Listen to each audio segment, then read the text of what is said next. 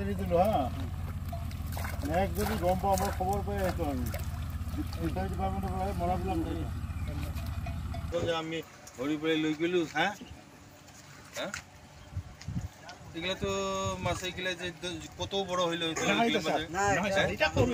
আজি আমি আহিছিলোঁ এই সময়ছোৱাত মাছৰ পেটত কণী আছে আৰু কণী থকা মাছখিনি যাতে ৰাইজে নধৰে ইয়াৰ বাবে আমি আগতেও বহুত সজাগতা সভা পাতিছোঁ, ইয়াত বেনাৰ কৰিছোঁ, বেনাৰ মাৰিছোঁ, পোষ্টাৰ লগাইছোঁ।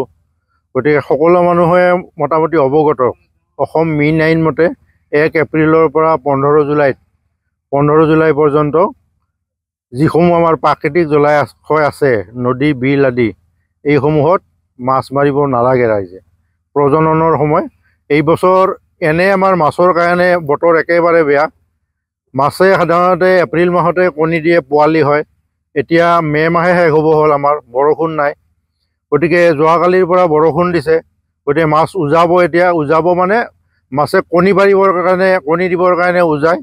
গতিকে এই সময়ছোৱাতে যদি আমি মাছসমূহ ধৰি খাওঁ তেতিয়াহ'লে মাছৰ বংশবৃদ্ধি বা পৰৱৰ্তী সময়ত যি উৎপাদন আমি পাব লাগে, থলুৱা মাছৰ যি উৎপাদন, সেই উৎপাদনত ইয়াৰ বিৰূপ প্ৰভাৱ পৰে। গতিকে সমূহ ৰাইজকে আমি আগতেও অনুৰোধ কৰিছিলোঁ, পুনৰবাৰ আজি অনুৰোধ কৰিছোঁ। আজি আমি যিসমূহ ইয়াত মাছ পালোঁ, যিখিনি মাছ জীৱিত আছিলে, পেটত কণী থকা মাছ আমি ইয়াত পুনৰ এৰি দিলোঁ। এই নদীখনতে, এই দিপ্লাই বিলৰ ওচৰতে থকা এইখন জান আছে আমাৰ বামুণী গাঁৱত। গতিকে ইয়াত যাতে মাছ পুনৰ নধৰে তেওঁলোকক সজাগ কৰি দিলোঁ।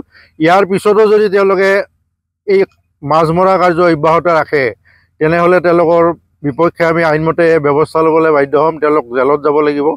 গতিকে পুনৰবাৰ মই সকলোকে অনুৰোধ কৰিছোঁ যাতে অন্ততঃ জুলাইৰ 15 তাৰিখলৈকে যাতে আমি কোনেও মাছ নামাৰোঁ।